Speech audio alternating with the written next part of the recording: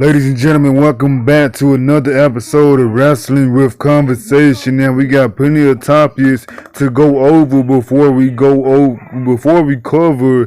WrestleMania Backlash tonight. We got the topics of Big E updated on his injury, Stu Grayson contract being expired, Mia Young signing a contract with Impact Wrestling. She just showed up under siege pay-per-view yesterday, and we talk about how Fox and USA doesn't want to work together. Was the tag team unification match was never planned, and who could possibly be the Joker for the Owen Hart tournament as well. We will all talk about that all on Wrestling with Conversation episode 3. Now before we get into it, I just want to thank you guys for tuning in. Be sure to hit that like button, comment. If you enjoyed this episode, if you enjoyed, just be sure to hit the like button, comment, and subscribe as well. Be sure to hit that bell for post notification, and let's just get into it. I'm kind of messing up on my intro, but I will get better as I go further along. So the first topic we're going to talk about is Big E and his updated injury. Well, update on his injury that was happened when he was in the match with Ridge Holland on SmackDown. Now, I can't place any blame because, accidents happen, I will pray for him and hopefully he gets well. Now, he posted a Twitter update. He said, for those who are desirous of an update, my C1 apparently isn't healing well. I would spend another 4 to 6 weeks in a brace in hopes that I can avoid a fusion. But don't you fret. I have gotten a tremendous support system in what shall be. Now that is the tweet he posted out on Twitter at 7:41 a.m. on May the 6th of 2022. Now, how do I feel about it? To be honest, I kind of feel disappointed, but I like how he's trying to, keep positive vibes and keep, hope, and hopefully everything goes well, because that's what you're supposed to do when you're in a situation like this. I don't want anybody to be in a situation like this. We don't know if this could be a possibly career ending, but we know how Big E is. He works hard. He tries to, fight harder to get what he deserves, and I believe he's going to continue to fight harder and harder. Now, if he heals, then he probably possibly not be wrestling. I'm not trying to jinx him, but we all want him just to heal, whether he wrestles or not. We want to see him wrestle, but if it's for the sake of his health, then, he should, consider it. It could, I know he would be mad about it, disappointed, because, he loves wrestling. He is a great wrestler, as a lot of folks would say. He's well liked backstage. Everybody loves the man. He's just a good man in general. So we hate for that to happen to somebody, that just want to generally see other people happy. So it's just all, bizarre. It's just a freak accident that happened. Now, I don't know too much, but I don't want to try to look forward to be like what happened with New Day next and such and such. We all just want Big E to get healthy and well at the moment. I don't think anybody's thinking about what's going to happen to the New Day if Big E cannot wrestle whatsoever. Hopefully, all prayers go out to him, and, hopefully he gets well and healed up, because, he is all about positive. Yes, let's get into the second topic I want to talk about, and that is Mia Young returning to Impact Wrestling last night under siege. She got in the ring face to face with Deanna I don't know how to say her last name, but it's Deanna Purrazzo. She wrestled Mercedes Marquez on AEW as well. Now, I just want to say a couple things about that as well. I'm actually glad she picked the Impact Wrestling because she actually can shine and showcase what she can actually do in the women's division.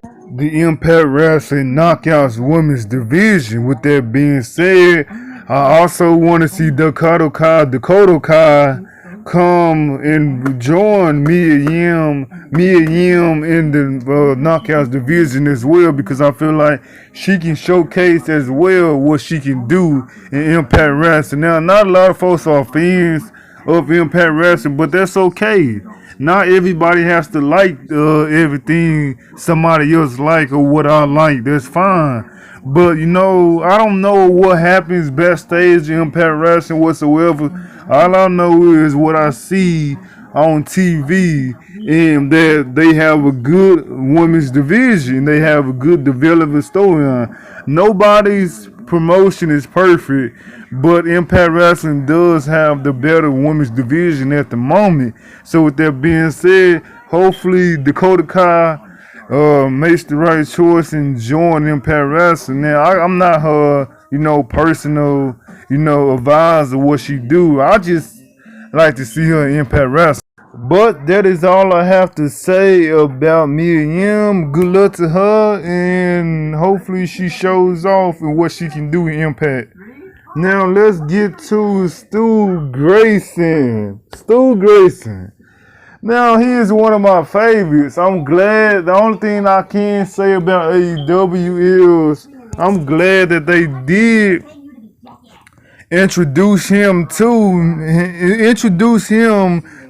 the wrestling community, the wrestling world out there, because if it wasn't for them, then I wouldn't, watch him and see what he can do.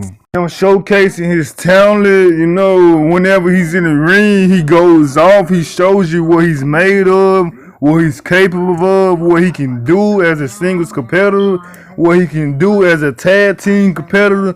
The man has it all. He can literally be a superstar. He can literally be a main eventer.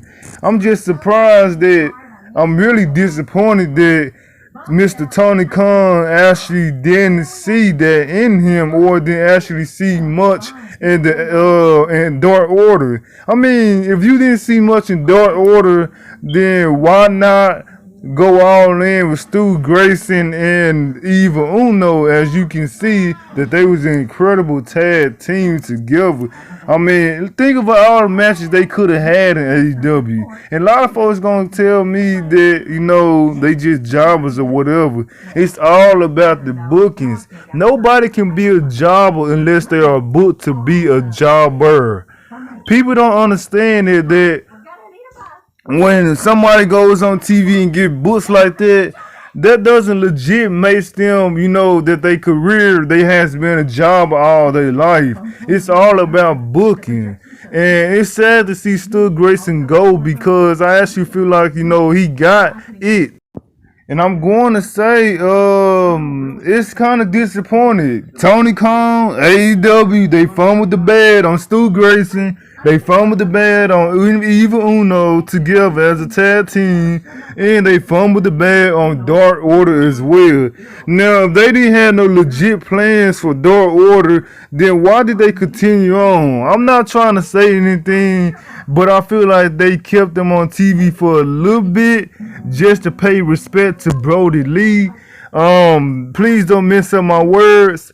And they just treated them as a comedy team, until they eventually got bored of them. It was just kind of disrespectful, because like I said, Stu Grayson is very underrated, and hopefully he will find work somewhere else. And I don't know if Eva Uno is contract to be soon to expire as well, but Stu Grayson has been on AEW Dark for a while now, and I don't know if he was happy, or he wasn't happy, or he didn't want to leave, or he did leave, or Tony Khan just didn't sign the man's contract. Now, it's kind of weird. I just think it's weird.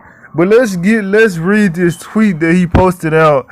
He said, update on April 30th, my contract with AEW expired. Best of luck to everyone working for AEW, our great production and medical team, and of course every man and woman who steps into the ring. And to my Dark Order family, I hope the world will soon see what you are truly capable of. Now listen to that. I hope the world will soon see what you are truly capable of. They should have seen what they are truly capable of in AEW, in that AEW ring, on Dynamite, on live TV weekly. They couldn't even do that. And they doing the same thing to Hasselblad. A lot of y'all don't want to admit it, but Hasselblad is in that same category. Don't believe me? Watch TV. It's in your face right there. But best of luck and best of wishes to Stu Grayson. Like I said, he will find work, and hopefully somebody pick him up, because he is just as talented as the other guys in AEW. To be honest, he works better than most of the majority of the guys in AEW roster. A lot of folks just don't see that because he didn't have a bigger name. He didn't have a brand name whatsoever. But they will miss out. They fumbled the bag with AEW. They fumbled the bag with Stu Grayson, Evil Uno, Dark Order, all of them. They fumbled the bag with him.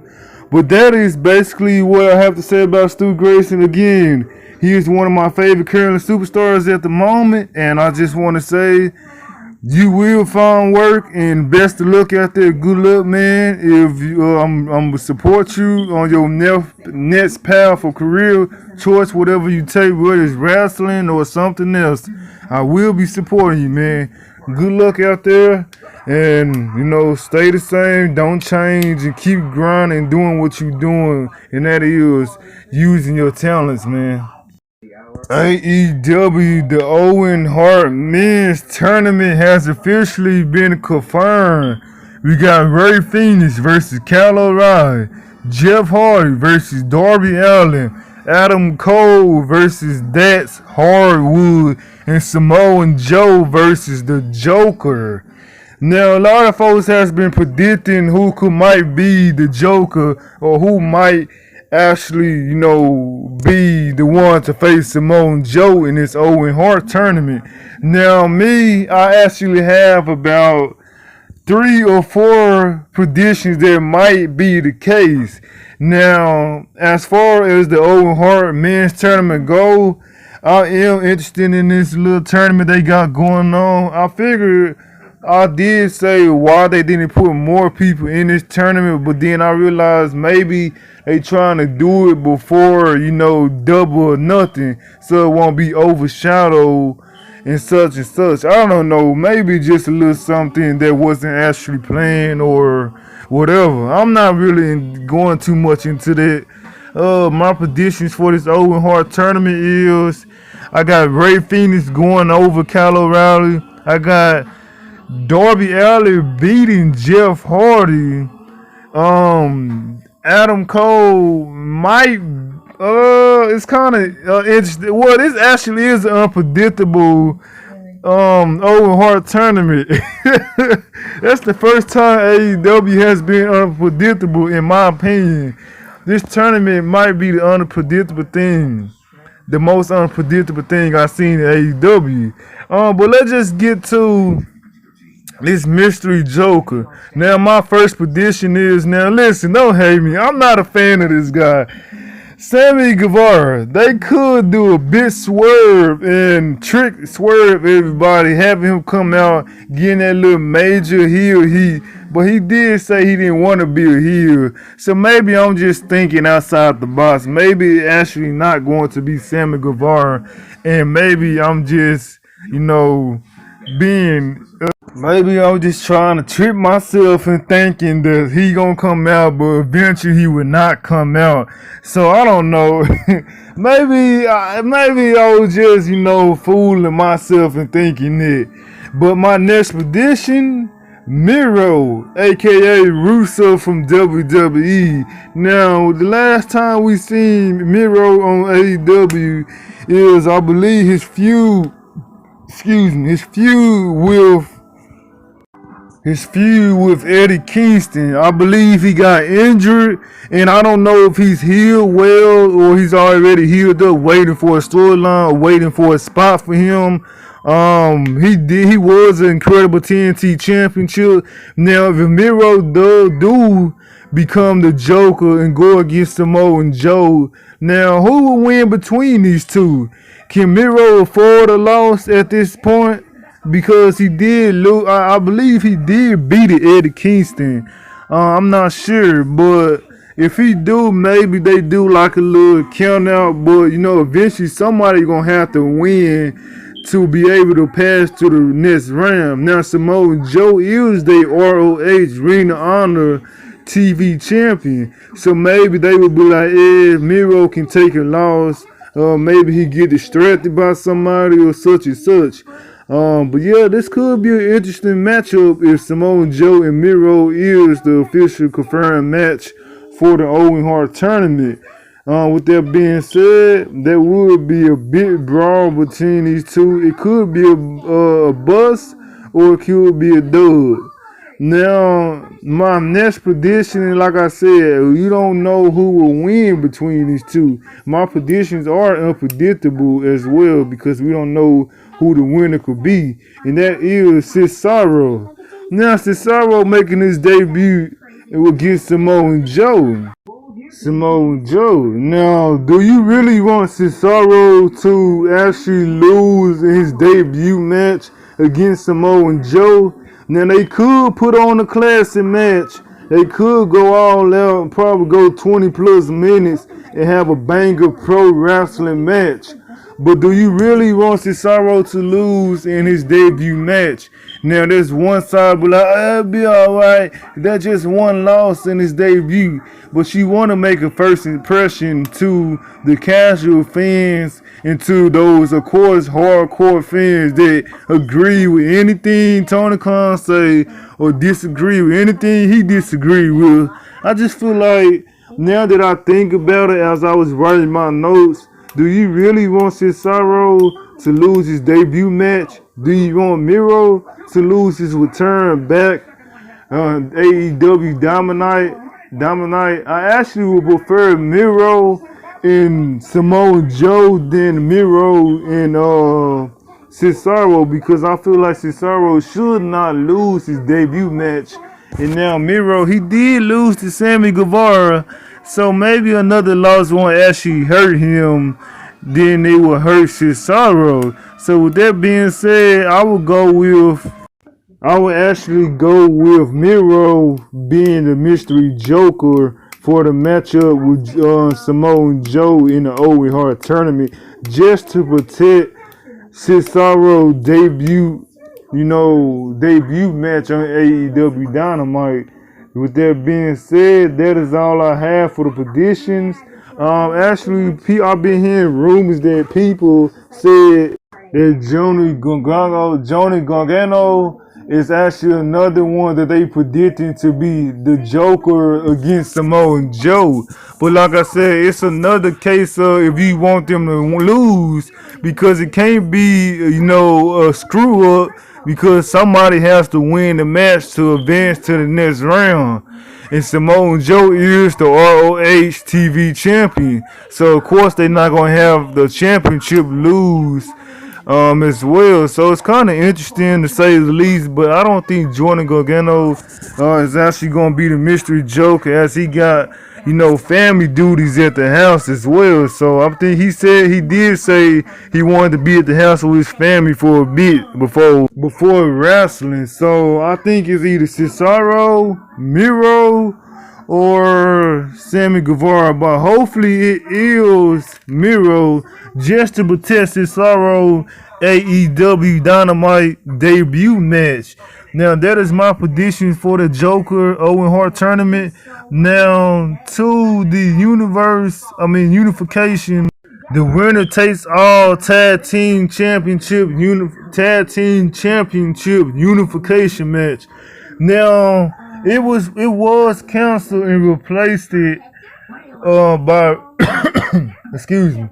It was replaced by a 6-man tag team match with the Bloodline Roman Reigns, Jay, and Jimmy Uso versus RK Bro, which is Randy Orton, Riddle, and Drew McIntyre in a normal 6-man tag team match.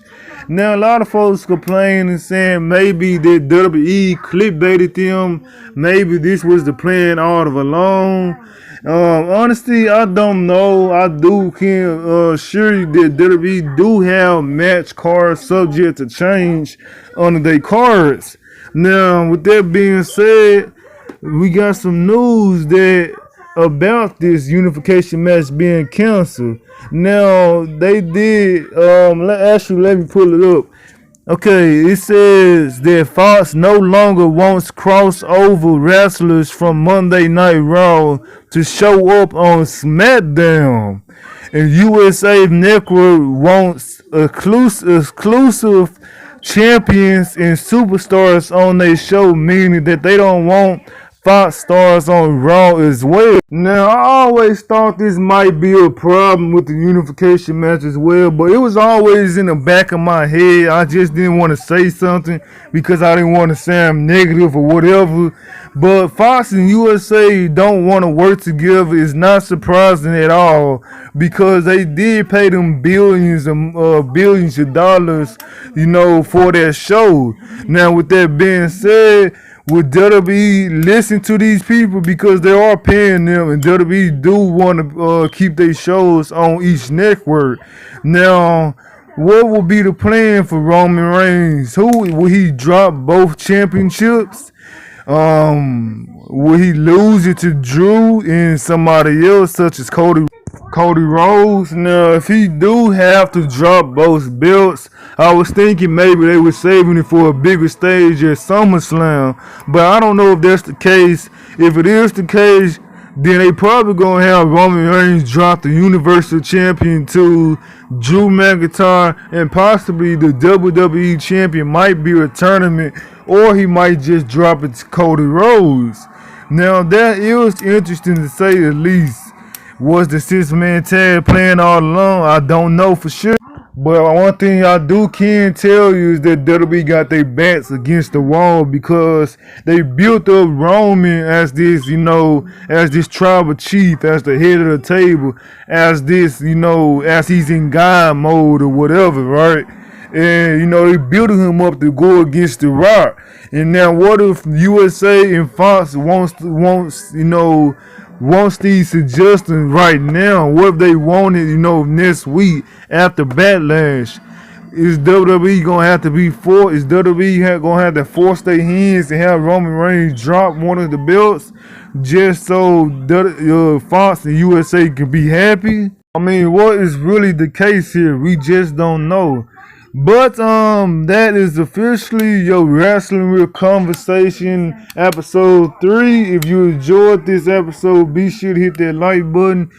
Comment down below what you think. Do you agree with me or disagree with me on any of these topics? Let me know down below in the comment section. If you are new to the channel, be sure to hit that subscribe button, hit that bell for post notification. Until next time, I will see you guys in the next video. I actually will see you guys in my WrestleMania Backlash post-show review. So stay tuned for that. And like I said, hit the thumbs up and enjoy WrestleMania Backlash.